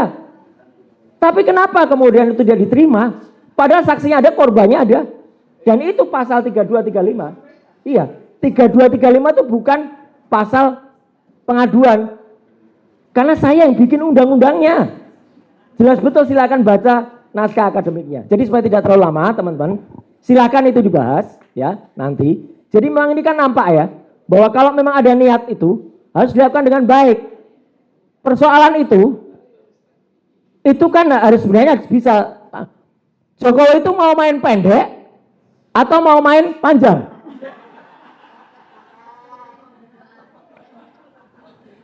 Iya kan? Mau main pendek atau main panjang? Kalau mau main panjang ya jadinya panjang, ayo. Tapi kalau mau pendek ya dia cepat gitu loh. Minta maaf aja. Dan kemudian kan kita sama dengan contohnya kaos ini. Nah ini terakhir. Kalau ditunjukkan ini sama dengan kalau ditunjuk ijazah. Apakah ini kita bisa memastikan kalau ini fotonya Jokowi? Enggak, ini Jokowi. Jokowi. Belum tentu ini Jokowi. Orang Jokowi sekarang aja dibandingkan dengan dulu aja beda. Apalagi ini. Jadi nggak salah kalau ada orang mengatakan, apakah ini kita harus mengaku ini ijazah asli? Enggak. Sekali lagi, 99% insya Allah palsu. Sekian, terima kasih. Wassalamualaikum warahmatullahi wabarakatuh. Ini sering ya kalau Mas Roy gitu ya. Luar biasa. Yang pasti catatan saya tetap juga baik di forum sesi pertama, sesi kedua tetap ternyata ada peserta palsu. Gitu ya. Jadi itu yang ini. Ya, yang kedua, saya malah takut Mas Roy tadi menyebut embos gitu ya. Jangan-jangan karena selalu kata-kata yang disebut Mas Roy tiba-tiba muncul kata, nah langsung dikapi ada orang besar, ada bosnya gitu ya. Oke, bosnya itu. Baik, teman-teman sekalian, untuk berikutnya ada Bang Rizal Fadila gitu ya. Ini beliau sampai kemudian terganggu dicekal ya. Tapi dia bisa hadir di sini. Untung yang lain belum keluar dari Indonesia, jadi masih bisa berjalan-jalan ke situ gitu ya. Masih Indonesia gitu. Ya. Assalamualaikum warahmatullahi wabarakatuh. Ya, Bapak Ibu yang saya hormati, dua hal yang dimintakan saya untuk menyampaikan. Yang pertama adalah selintas suasana saat gelar perkara khusus di sesi yang pertama, yaitu undangan bagi klaster 1. Kemudian yang kedua yang berkaitan dengan penarikan paspor ya, beberapa waktu yang lalu. Nah, yang pertama tentang apa yang terjadi di gelar perkara khusus, tadi saya kira intinya sudah detail disampaikan ya oleh Ustadz Rozinuddin dan juga oleh Dr. Roy Suryo. Tapi tambahannya adalah bahwa ada 3 hal di sana yang menarik menurut saya, dan itu menjadi perjuangan daripada baik prinsipal maupun kuasa hukum prinsipal ya, yang diwakili oleh tim advokasi anti kriminalisasi aktivis dan akademisi, yaitu adalah semangat kita bersama untuk meminta kepada pihak Polda Metro Jaya agar menunjukkan ijazah Joko Widodo yang asumsi kita disita oleh pihak Polda Metro Jaya. Saya kira itu adalah hasil perjuangan kita sebagai disebutnya pelapor Dumas atau terlapor LP. Gitu ya, itu nama istilahnya seperti itu, gitu ya. Nah, terutama ya ketua tim kita Pak Rozinuddin yang ngotot tentang penunjukan ijazah itu. Ya. Karena apa? Karena bagaimana tersangka ya disangkakan dengan berbagai pasal, tapi tidak pernah ditunjukkan ijazahnya. Saya kira itu poin pentingnya. Yang kemudian beberapa pandangan-pandangan yang lain juga mensupport, mendukung keras atas itu sebagai faktor utama. Itu yang pertama itu. Dan itu ternyata nanti pada waktunya dibantah keras oleh pihak terlapor Dumas atau pelapor LP, yaitu timnya Joko Widodo, bahwa mereka mengatakan sangat keberatan ditunjukkan ijazah tersebut. Jadi ini penting poin ini, gitu ya, karena bahwa itu hasil perjuangan dari kita semua dan mereka kalah, gitu ya, atas proses pertarungan itu. Jadi jangan dibalik, sebab image yang dibangun adalah seolah-olah mereka sukarela, senang, silakan, kan sudah selesai ditunjukkan. Padahal itu perjuangan kita, itu penting poin satunya. Poin 2 adalah equality before the law. Yang disampaikan di forum itu oleh tim kita semua adalah bahwa faktanya dalam mekanisme sejak pelaporan sampai proses penyelidikan dan penyidikan itu tidak ada equality before the law. Kalau mereka itu sangat cepat sekali prosesnya. Dimulai dari pelaporan yang kemudian diterima tanpa konsultasi dulu, kemudian setelah itu BAP, saat itu juga, setelah itu juga, di saat itu juga keluar surat perintah penyelidikan. Saya kira ini rekor tercepat, gitu kan, atas seorang yang bernama Joko Widodo itu. Sementara kita juga cepat, tapi cepatnya cepat dihentikan di Bareskrim, cepat dalam proses penyelidikan jadi penyidikan, cepat distatuskan tersangka, itu beda cepatnya. Tapi hakikinya adalah tidak ada equality before the law. Dan itu nanti akan menunjukkan cacatnya proses hukum dari yang dilakukan oleh pihak Jokowi. Itu saya kira itu jadi modal besar dan itu kita sampaikan di forum gelar perkara khusus tadi kemarin ya. Untuk menunjukkan apa? Bahwa kasus ini kasus yang cacat hukum yang dilakukan oleh mereka dan itu menjadi unsur daripada kelak bisa ditetapkan rekomendasi penghentian penyidikan yang telah tadi disampaikan oleh Ustadz Hosinuddin. Nah, kemudian juga di samping masalah mekanisme prosedural ya, yang bermasalah secara peraturan perundang-undangan baik KUHP maupun Perkap yang mereka buat sendiri, itu adalah kaitan dengan kok bisa penyelidikan menjadi penyidikan yang menurut kami semua unsur-unsur pidananya tidak akan ditemukan. Gitu. Misalnya seperti tadi gitu kan di klaster 1 dituduhkan atau disangkakan atau dilaporkan pasal 311 dan 310 pencemaran dan fitnah gitu kan. Lalu bagaimana ada pencemaran fitnah kalau tidak ada bukti tentang status aslinya dokumen? Itu misalnya selesai gampang kok gitu. Kemudian ada pasal 160. Masa seorang polisi nggak ngerti pasal 160 itu penghasutan. Penghasutan itu menurut putusan MK itu sudah diubah dari delik formil menjadi delik material, yaitu harus ada bukti dulu peristiwanya dan itu tidak ada. Saya kira ini yang gampang sekali bagi seorang polisi untuk bisa membaca itu, sehingga dengan bersusah payah dibangun image seolah-olah ada gelar perkaranya mereka sendiri yang akhirnya menyatakan ditingkatkan dari penyidikan karena ini peristiwa pidana. Gitu ya, itu gambaran yang mungkin saya kira itu kompetensi dalam daripada pihak kuasa hukum tentunya, tapi bagi kita yang melihat ini mudah sekali dan itu disampaikan waktu gelar perkara khusus itu kan 60. Jadi yang pokok 310, 311, 160 zong bullshit sebagai dasar pemidanaan gitu kan, apalagi sampai ke penetapan status tersangka.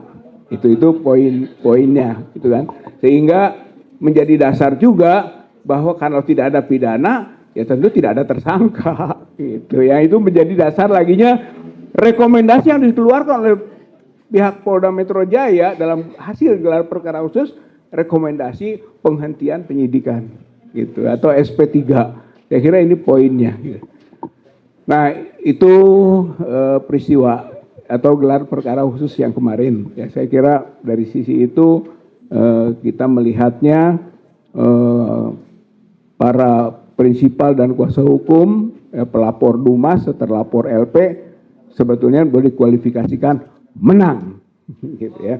Argumen dan menang juga desakan, ya sehingga akhirnya yang diputuskan dari perdebatan kedua pihak adalah buka. Gitu kan, walaupun itu dengan ijtihad dan berdasarkan atas pendekatan religius segala lah, ya gitu kan, dari di Reskrimum Polda Metro Jaya Pak Kombes Imanuddin. Ada dua Udin, ya. Udin Imanuddin dan Udin Hosinuddin, ya, yang disebutkan kemarin juga sambil gurau. Tapi intinya dibuka hasil perjuangan kita, maka sukses itu dibuka, gitu kan. Dilihat hanya tidak boleh diraba dan tidak bisa dirasakan. Artinya itu agenda berikut. Jadi kalau menurut saya itu agenda berikut. Ya. Agenda berikutnya apa? Dia tadinya mau menunjukkan perbandingan, gitu kan? Apa yang disebut dengan komparasi ijazah yang sudah ada ini disimpan di situ, tapi tidak bisa dibuka karena tidak ada kuasa hukum yang bisa menjamin, gitu katakanlah, persetujuannya pembukaan itu. Walaupun sebetulnya itu tidak mesti harus dilakukan begitu. Itu kewenangan kompetensi penuh ada pada penyidik atau pihak pimpinan gelar itu. Nggak benar juga itu ya, tapi apalah ya, memang begitu. Ya tidak. Yang ingin tadinya saya ingin lihat dari komparasi itu, kan Dr. Roy sudah melakukan penelitian untuk ijazah bandingannya 1115 yang miliknya Pronojiwo, kemudian ada 1116 miliknya Hari Mulyono, dan ada 1117 miliknya Sri Murtiningsih, gitu kan? Yang telah dikaji oleh Dr. Roy itu beda dengan yang Joko Widodo, kan begitu. Kalau saja itu dibuka, ada nggak nama itu? Itu kan 3 orang itu. Kalau 3 orang itu ada, selesai bagi kita. Tapi enggak, mereka tidak buka. Walaupun mereka menyebut 13 nama, 13 ijazah itu ada nama-namanya, ya gitu kan? Itu realita yang terjadi pada saat itu. Ya. Nah, apa tuntutan kita ke depan? Tuntutan kita ke depan ini kan akan diperiksa, diuji oleh laboratorium forensik Mabes Polri.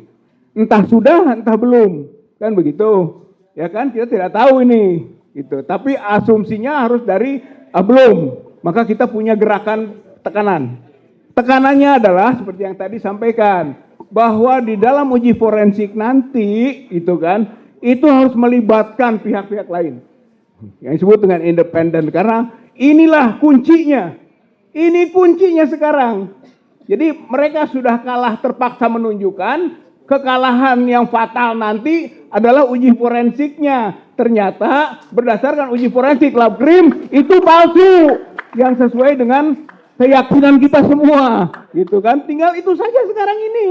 Satu, yaitu proses uji forensik di Labkrimnya, di lab forensiknya itu diikuti oleh pihak ketiga yang independen, termasuk ahli-ahli kita dibenarkan. Satu itu. Atau kedua, kita bisa juga mintakan agar boleh diperiksa oleh laboratorium forensik lain, gitu ya, baik dalam negeri maupun luar negeri. Nah, kalau begitu selesai, itu kan, tentang palsu dan aslinya. Yang kita yakini tadi palsu. Nah, untuk bisa begitu, maka desakannya harus muncul masif dari berbagai elemen masyarakat. Tugas kita sekarang gitu kan, untuk mengajak berbagai elemen masyarakat untuk mendesak kepolisian agar 2 hal tadi, yaitu melibatkan pihak ketiga dalam proses uji forensik di lab forensiknya Polri, atau yang kedua memberi kebebasan laboratorium forensik lain yang dimiliki oleh lembaga-lembaga lain bisa mengujinya. Itu desak oleh masyarakat, desak oleh rakyat. Saya kira itu poin gelar perkara khusus. Nah, kemudian yang kedua, sedikit lagi ya, soal pencekalan. Pencekalan itu berdasarkan surat dari Dirjen Imigrasi, ya, Kementerian Imigrasi dan Pemasyarakatan Republik Indonesia. Ada dasar-dasarnya, tapi intinya begini: menindaklanjuti surat keputusan Kepala Kepolisian Negara Republik Indonesia nomor sekian-sekian tanggal 10 Desember tentang pencegahan dalam perkara pidana yang terhitung tanggal 11 Desember 2025 sampai 11 Juni 2026. Dengan ini disampaikan penarikan sementara paspor RI atas nama saudara. Gitu ya. Jadi langsung minta ditarik paspor. Gitu ya. Mohon kerjasamanya menyerahkan paspor RI kepada kantor imigrasi, ya, atau kantor imigrasi terdekat dengan domisili saudara paling lama 3 hari setelah saudara menerima surat pemberitahuan. Gitu ya. Untung saya punya paspor. Ada yang lebih untung tidak punya paspor. Pak Rustam. Apa yang mau diserahkan? Jadi intinya gitu kan, kita harus menyerahkan paspor. Kita agak senyum juga, memang tidak punya agenda ke luar negeri, apalagi kabur. Ya, apalagi kabur, rugi kalau kita kabur. Ya kan? Apa gunanya kita ke luar negeri, orang urusan ini di dalam negeri kok belum tuntas urusan ini. Gitu. Malah harus ada di sini, gitu kan, untuk itu, gitu. Satu, aneh. Gitu. Yang kedua, memang paling kalaupun keluar negeri, saya itu ke Mekah, ya, kalaupun gitu. Tapi Mekah itu bukan luar negeri, asal orang menyangka itu bumi umat Islam, gitu kan, intinya itu ruang ibadah, begitu. Baru kemarin pulang umroh. Ya memang ada agenda, ya insya Allah mungkin 2 atau 3 kali sampai 6 bulan ke depan untuk umroh. Tapi umroh itu bukan jamaah, kebetulan membimbing jamaah gitu. Ya artinya terhambat kan proses itu, ya dirugikan lah atas peristiwa ini. Konteks kegiatan ibadah, ya baik membimbing maupun yang dibimbing sama-sama ibadah. Berarti dengan pencekalan dan penarikan paspor ini maka menghalangi ibadah. Gitu. Saya kira ini poin penting. Padahal relevansinya nggak ada. Gitu. Malah yang seharusnya dicekal atau itu Jokowi gitu. Intinya mah begitulah. Jokowi yang kemungkinan kabur. Jokowi yang kemungkinan berlindung ke negara-negara yang lain. Mungkin yang punya potensial untuk itu Cina. Gitu. Jadi justru ia yang sebenarnya harus dicekal dan keluarganya cekal, ambil paspornya. Jangan kita, tapi kita akan taat hukum. Gitu ya, insya Allah. Jadi demikian ya Bapak Ibu yang saya hormati, bahwa proses pencekalan itu juga bagian dari gambaran tidak equality before the law. Tidak ada kesamaan di depan hukum. Saya kira ini juga diskriminasi hukum. Bagian dari proses kriminalisasi hukum terhadap beberapa warga negara Indonesia yang sedang mencari kebenaran tentang status ijazah Jokowi asli atau palsu, yang sampai sekarang diyakini ijazah Jokowi Dodo palsu. Terima kasih. Assalamualaikum warahmatullahi wabarakatuh. Saya tadi itu mengingat Roy Suryo dan kawan-kawan, ternyata ini adalah kawan-kawannya gitu. Padahal informasi yang saya dapat, Bu Kurnia, Mas Rustam dengan Bang Rizal baru kenal juga dengan Mas Roy gitu loh. Jadi ternyata dan kawan-kawan itu cepat sekali gitu ya. Oke, ke Mas Rustam ini yang ikut melihat, kan kalau duit itu kan dilihat, dirabah, diterawan, dinikmati kalau belanja. Tapi ini kan ijazah bro, cukup dilihatnya. Silakan ke. Ini yang memastikan nih, prosesnya Oke, bismillahirrahmanirrahim. Assalamualaikum warahmatullahi wabarakatuh. Pada acara gelar perkara khusus kemarin, ini gara-gara Bang Rijal ngomong mau disita paspornya nih, jadi begitu. Karena nggak punya paspor gitu. Ini menghina sehina-hinanya ini, imigrasi buat saya nih.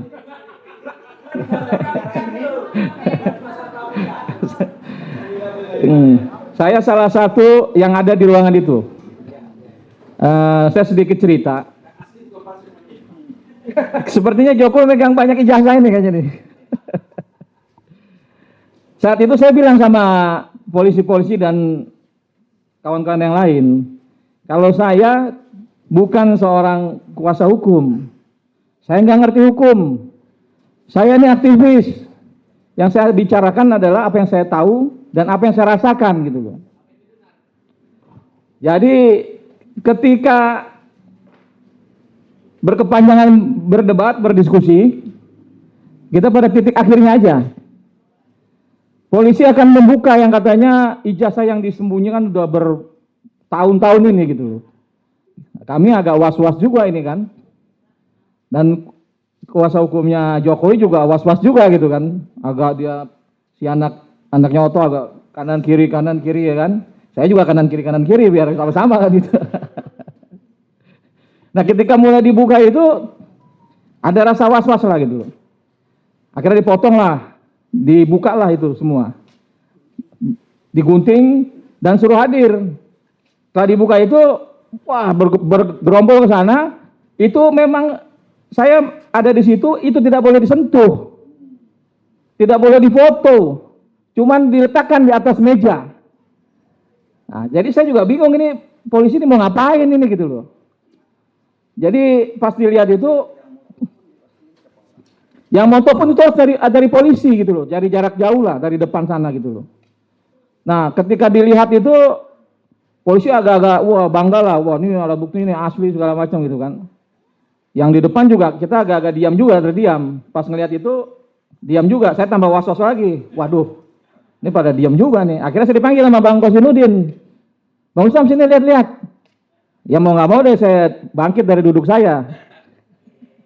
Dengan sangat terpaksa, ketika saya dekat-dekat, ada jarak 1 meter, saya belum melihat, cuma saya intip aja tuh.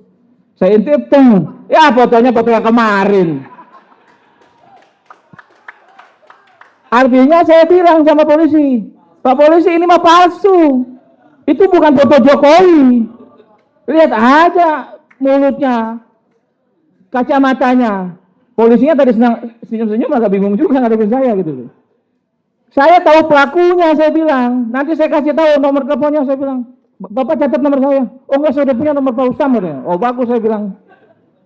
Jadi artinya, apa yang dilakukan polisi kemarin itu cuma untuk membuktikan kalau dia telah menyimpan alat bukti gitu loh. Menyita alat bukti.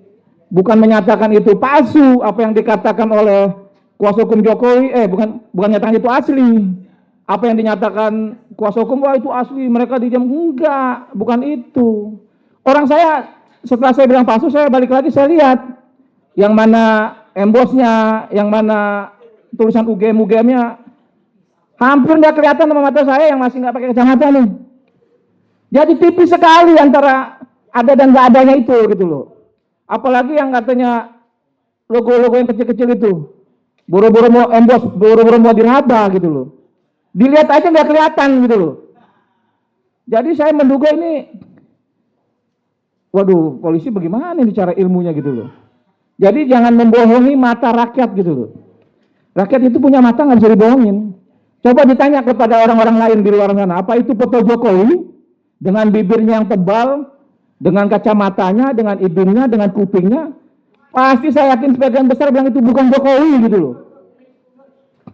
Kumisnya juga tipis, coba dia jadi diedit tarik kumisnya ini ke sini pindahin ke Jokowi muda kan pasti nggak ketemu gitu loh.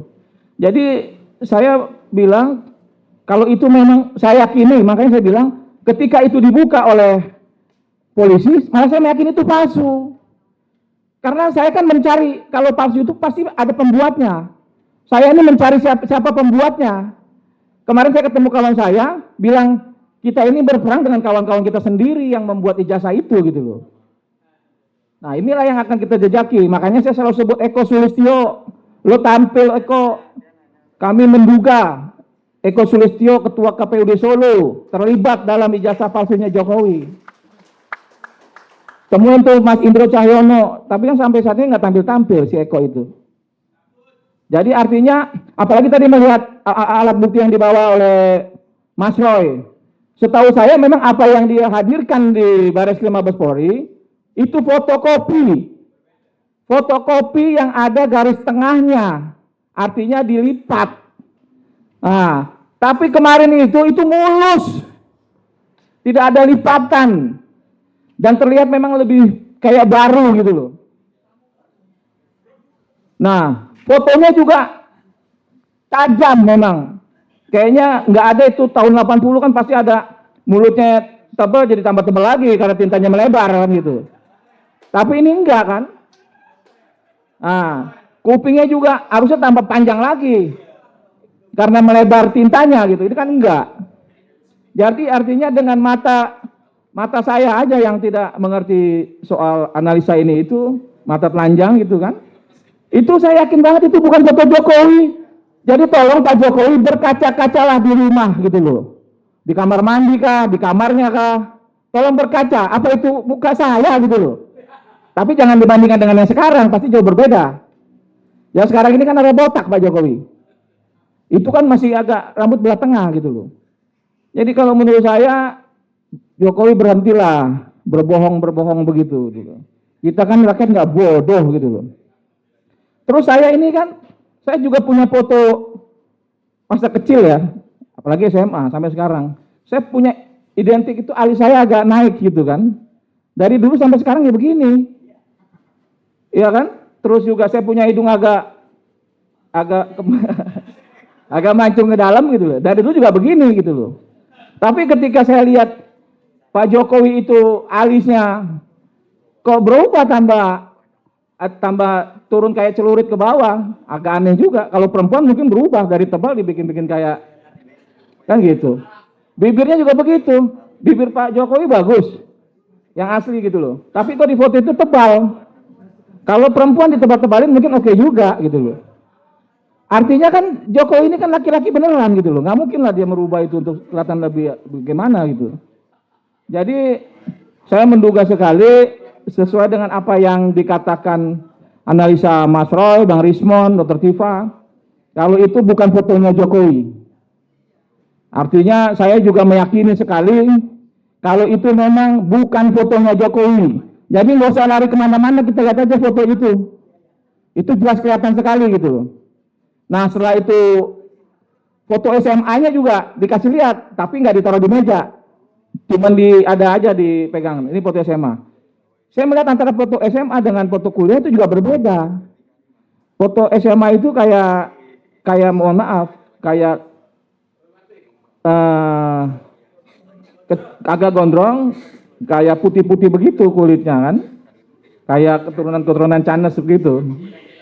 Tapi kalau yang ini kan, yang dilihat kemarin kan kayak jauh banget gitu, memang jauh banget gitu. Jadi aneh lah.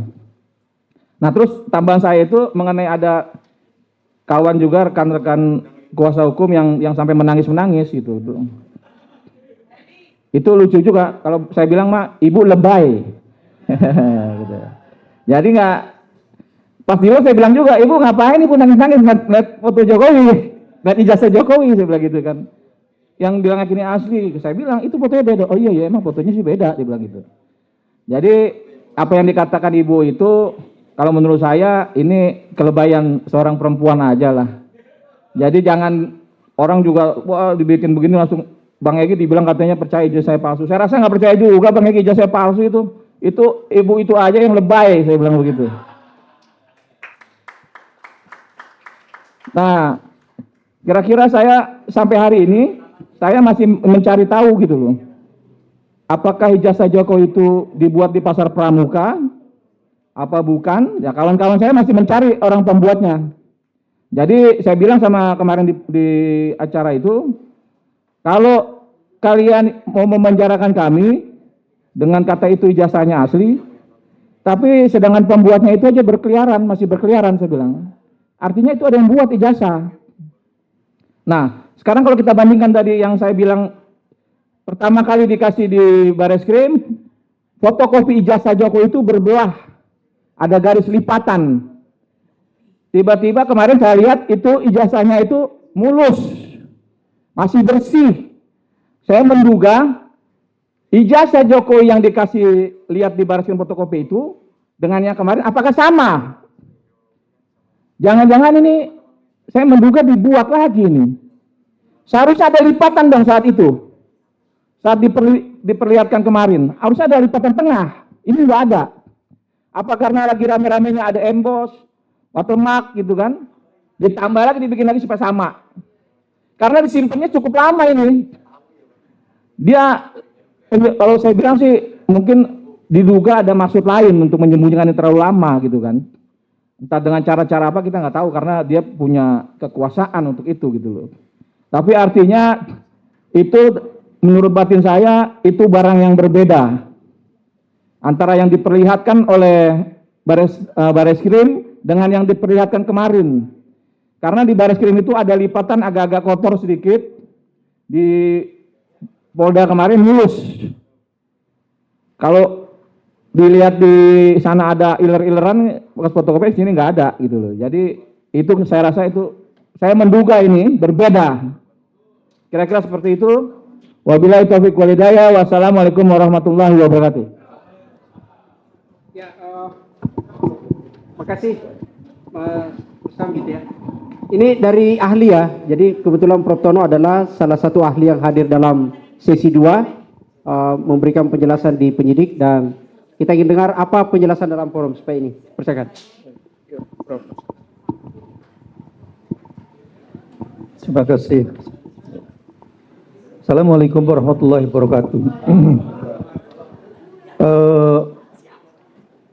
Saya pengalaman kemarin itu pengalaman pertama saya masuk ke baris ke Polda itu.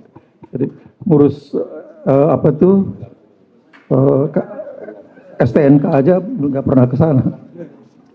Oke, tapi memang pengalaman kemarin itu sangat ini ya. Yang pertama sekali kesannya itu memang kita dibuat lelah gitu ya.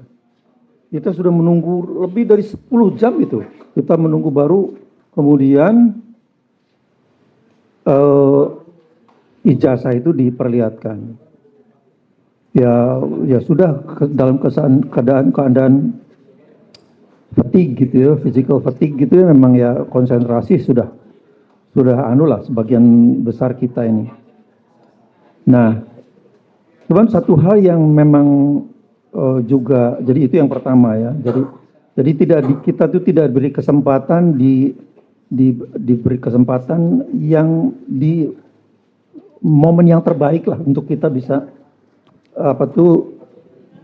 kognitif kita tuh lagi bekerja dalam kondisi yang prima gitu. Yang keduanya sangat aneh sekali, kemudian tidak boleh diraba, tidak boleh itu gitu. Saya pikir tadinya membayangkan saya bakal tidak edarkan gitu loh, dimuter gitu, kemudian masing-masing bisa melihat, bisa gini gitu. Ternyata cuma begitu. Bayangkan begitu ditaruh itu kan tersangkanya aja ada 3 orang, penasihat hukumnya ada mungkin 4 orang, ada ahli juga 3 orang gitu, ya penuh lah. Jadi memang menurut saya ini ada sesuatu yang sangat tidak adil lah gitu ya, tidak adil, tidak fair gitu. Udah diberi waktu di 5 menit terakhir sebelum kita berakhir, kita sudah menunggu 10 sampai 11 jam, keadaan kondisi fisik yang sangat lelah gitu ya. Kemudian tidak boleh saya membayangkan seperti kita tuh kedudukannya seperti seorang gemologis misalnya. Gemologis itu orang yang expert dalam menilai batu permata gitu ya, batu permata, berlian atau apa gitu. Kemudian cuman boleh dilihat, itu kan kacau itu. Mana ada gemologis mau melakukan pemeriksaan atas itu. Kalau dia seorang profesional betul ya tidak akan ditolak itu pasti. Jadi kita juga sebetulnya kondisinya kemarin seperti itu. Kita melihat seperti itu kok harus cuma dilihat doang dan tidak boleh diraba, tidak boleh Nah, padahal seharusnya itu justru yang paling ideal itu seperti yang dianukan oleh Reza Indragiri di Rakyat Bersuara kemarin itu. Ya, Rakyat Bersuara kemarin. Bikin badan independen yang tidak bias gitu ya. Kemudian kelompok independen lah gitu. Laboratorium forensiknya kalau bisa juga ada kemudian ahli-ahlinya dianukan, dan apa yang dilakukan oleh polisi itu juga harus dibuka. Tidak boleh kemudian cuma sekedar tahu hasilnya aja, ini identik gitu. Kita tuh sejak SD itu dididik kalau kita mengerjakan pekerjaan itu ya ada prosesnya kita dituliskan gitu. Itu wajib itu. Kalau kita cuman misalnya ada satu ujian atau ulangan gitu, kita cuman hasilnya aja X gitu. Meskipun itu benar, Tapi tanpa proses apa-apa, tanpa proses menunjukkan prosesnya, kan itu pasti ditolak itu oleh gurunya. Jadi bagaimana mungkin kita yang sudah dididik sejak kecil seperti itu, tiba-tiba disampai di kepolisian malah kemudian ini identik. Apa? Yang identiknya apa? Identik dengan apa? Dengan bagaimana prosesnya, bagaimana metodologinya, bagaimana. Jadi memang ini menurut saya ada sesuatu yang sangat krusial yang maka dari itu saya mengusulkan ya tadi saya kira sangat bagus sekali apa yang disarankan oleh Ustadz Rizal Fadilah. Ada lembaga independen, ahli-ahli yang independen, kemudian terus apa yang dilakukan oleh kepolisian itu harus terbuka. Ini juga harus penting sekali. Kita tuntut bahwa kepolisian berikan prosesnya. Kemarin kan lihat fotokopi ijazah itu ijazah. Iya. Secara orang ahli nih, pandangannya profesi itu kecenderungannya. Ya begini, ya dalam kondisi yang seperti itu saya juga terus terang saya juga sudah malas gitu loh. Kalau bagaimana mungkin orang kita bisa melihat sesuatu itu bisa objektif melihat cuman di itu. Tapi yang jelas, sangat jelas itu betul. Kalau foto itu kok tampak baru. Oh itu. Terus memang tidak ada lipatan itu. Cuman memang kalau tidak ada lipatan itu kan bisa jadi bahwa itu di fotokopinya yang sudah dilipat kemudian di scan lagi kan gitu ya. Jadi itu adalah. Tapi yang jelas itu fotonya itu sangat baru. Dan tolong saya juga Pak Roy Suryo barangkali ya ada. Udah izin ya. Seingat saya ukuran ijazah saya UGM itu tidak mungkin masuk ke ke map itu. Itu kok bisa masuk seperti itu? Ukurannya besar kok punya saya. Dia tidak mungkin bisa masuk ke map yang seperti itu.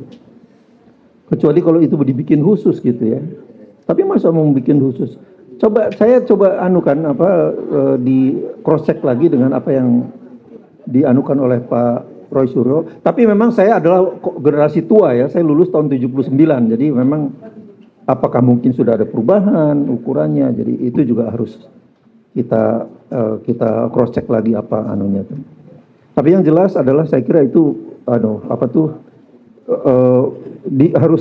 polisi harus membeberkan hasilnya, prosesnya untuk jangan cuma hasilnya.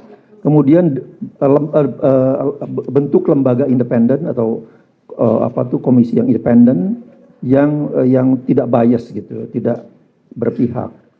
Nah, kemudian yang paling penting juga tidak kalah pentingnya juga semua ijazah baik punya Jokowi dan punya 13 yang lain yang dianukan itu di-scan dengan resolusi tinggi. Scan dengan resolusi tinggi itu kemudian kita uji, kita lakukan pengukuran lah gitu ya dengan akurat gitu. Saya kira itu harus dilakukan itu. Karena ada uji forensik yang lainnya juga misalnya untuk secara kimiawi misalnya carbon datingnya gitu ya. Kemudian tintanya, umur tintanya itu juga. Tapi itu polisi harus betul-betul transparan, jangan kemudian dicari hasil berikan hasilnya aja bahwa ini sudah identik. Itu menurut saya enggak ini. Jadi yang berwenang itu memang sekarang berdasarkan undang-undang adalah polisi. Tapi ya jangan sewenang-wenang gitu ya kan. Berwenang itu bukan berarti harus bisa sewenang-wenang karena kalau seperti itu artinya kemudian memperlakukan kita ini semua ya sudah lu percaya aja dah sama gua kan gitu. Kan nggak bisa dong seperti itu. Jadi ini yang menurut saya scan dengan sebaik-baiknya, kemudian kita lakukan pengukuran yang detail antara huruf, antara foto, bagaimana detailnya, tadi soal bibir, lebar bibir, ketebalan, telinga, jaraknya berapa, dengan foto-foto Pak Jokowi yang sekarang. Ya, itu harus kita lakukan. Polisi juga silakan melakukan tapi dengan yang transparan. Kita juga melakukannya dengan transparan. Gitu. Saya kira itu saja yang bisa saya sampaikan, tidak bisa terlalu banyak juga. Terima kasih. Assalamualaikum warahmatullahi wabarakatuh. Kasih Prof. Saya lempar ke teman-teman jurnalis ya. Sisinya sekarang kalau ada yang sebelum untuk masuk ke simpulan ke Pak Samsir, ada yang ingin bertanya? Teman-teman? Ada yang ingin bertanya apakah Pak Samsir punya ijazah tahun berapa? Oke, kalau tidak ada kita langsung ke ini ya, ke Pak Samsir untuk pembacaan gitu ya. Oke. Terima kasih. Assalamualaikum warahmatullahi wabarakatuh. Bapak Ibu, saudara sekalian, para undangan, media dan YouTuber. Setelah tadi penyampaian-penyampaian yang disampaikan hubungannya dengan gelar perkara khusus di Polda Metro Jaya pada hari Senin 15 Desember 2025 lalu. Pada kesempatan terakhir ini saya akan membacakan pernyataan hukum Tim Advokasi Anti Kriminalisasi Akademisi dan Aktivis tentang tanggapan atas proses gelar perkara khusus Kabak Wasidik Polda Metro Jaya. Sehubungan dengan telah dilaksanakannya proses gelar perkara khusus dalam kasus dugaan pencemaran dan fitnah ijazah palsu Jokowi yang dilakukan oleh Kepala Bagian Pengawas Penyidik Polda Metro Jaya pada 15 Desember 2025, kami sampaikan tanggapan hukum sebagai berikut.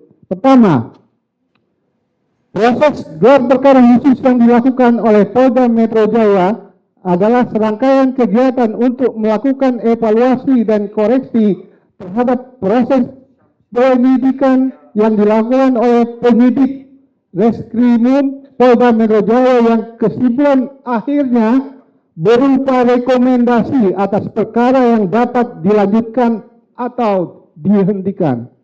2. Gelar perkara khusus tidak dimaksudkan dan tidak berwenang untuk menetapkan keabsahan barang bukti, sehingga penunjukan dokumen ijazah Jokowi yang disita dari Jokowi tidak dapat dan tidak memiliki kualifikasi untuk menetapkan ijazah tersebut asli atau palsu. Ketiga, proses penunjukan bukti ijazah SMA dan S1 Jokowi hanyalah untuk mengkonfirmasi bahwa dokumen tersebut benar ada dan telah disita oleh penyidik per 23 Juli 2025. Penunjukan dokumen tersebut sekaligus membongkar kebohongan saudara Budi Ari Setiadi, Ketua Umum Projo, yang mengaku telah ditunjukkan ijazah Jokowi dan diklaim asli saat berkunjung di kediaman Jokowi di Solo pada tanggal 24 Oktober 2025. Keempat, paparan koreksi dan evaluasi tim advokasi anti kriminalisasi akademisi dan aktivis selaku kuasa hukum Roy Suryo CS telah menegaskan adanya masalah dalam proses, prosedur, dan tahap penyidikan. Di antaranya adanya penetapan salah satu tersangka dari 8 tersangka dalam satu kesatuan pemberitahuan resmi penyidik yang belum pernah diperiksa sebagai calon tersangka. Hal mana bertentangan dan melawan putusan Mahkamah Konstitusi nomor 21 PUU Des 13 Romawi 2014 yang mewajibkan pemeriksaan calon tersangka sebelum ditetapkan sebagai tersangka.